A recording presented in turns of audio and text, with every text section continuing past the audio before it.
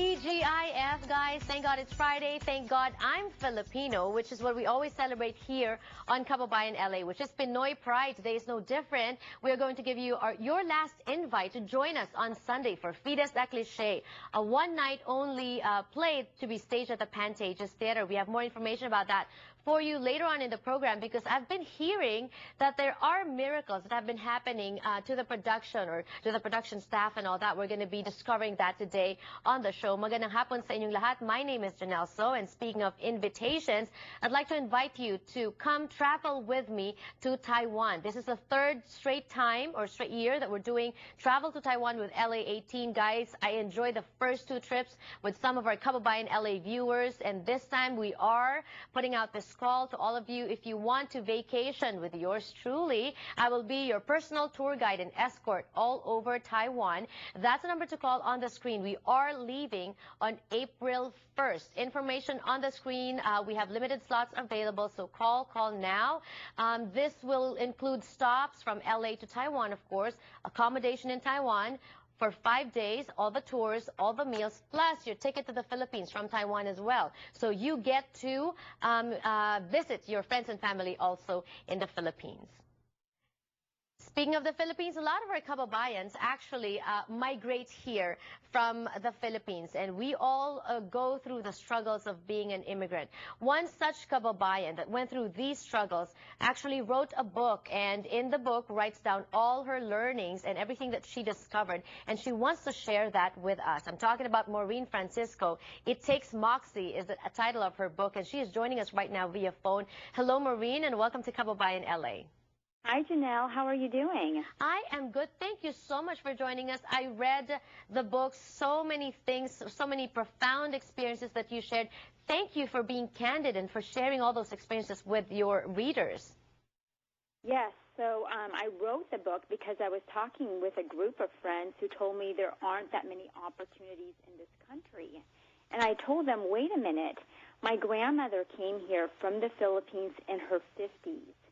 And she came here, like most immigrants, for better opportunities. And as soon as she got her working permit, she started working at a hotel laundry department.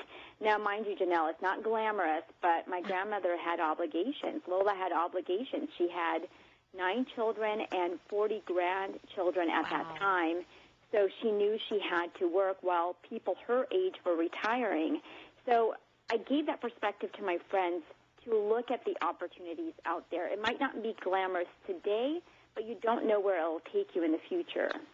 What made you want to write a book? I was reading through your bio as well. You're very accomplished. You're a news reporter as well. You write as well.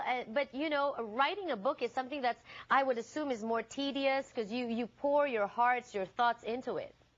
It was a 5-year journey. That is a long time. And anybody out there who wants to write a book, be prepared for a lot of ups and downs. When I say a lot of ups and downs, it's a lonely journey. You're writing, and then after you have written a book, you have 2 options.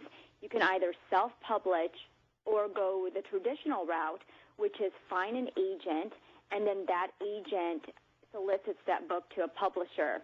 I went the traditional route, and the first time I secured an agent, I was celebrating because it took me more than 100 query letters to find an agent. Wow. Unfortunately, though, 3 weeks after we signed together, she let me go. And she told me, yes, I was so heartbroken. She told me I did a soft pitch to one publisher, and the publisher said no, and I have no other plans to pitch it to any other publishing companies. Wow, so here I am, heartbroken. But here's a lesson for all of your viewers. You can either give up or you can keep persevering. So what I did was I looked at my book proposal. I included not just my personal story, but other personal stories of people who I met along the way, like Dr. Connie Mariano, who has been in the news lately regarding her advice to Governor Christie about losing weight. I'm sure you've heard about that. Yes. And I met her for lunch, and she said, hey, I know what you're going through in terms of writing your story, and I know you need somebody with a big platform to write the foreword of your book. with her book is called The White House Doctor, and that foreword was written by President Clinton. She said, why don't I write the foreword of your book? And once again, she opened opportunities for me. So the second time around that I was pitching to literary agents, I finally secured someone who really championed my voice. She knocked on at least 15 or so publishing companies' doors. And finally, we got a contract, and I was able to release that book just a few weeks ago, and it's getting great coverage. Yes, congratulations. I love it. I love that you got to work with a fellow Kababayan, Dr. Connie Mariano. And I think that's the beauty of our community, you know, Filipinos helping fellow Filipinos. Very quickly, because we're running out of time, what do you want viewers to get from your book? I want them to know that if they keep persevering, they can achieve the American dream. And that is what you did. Congratulations once again, and more power to you. Thank you for joining us today. Thank you. That was Maureen Francisco, our Kababayan author of It Takes Moxie. So many things to learn.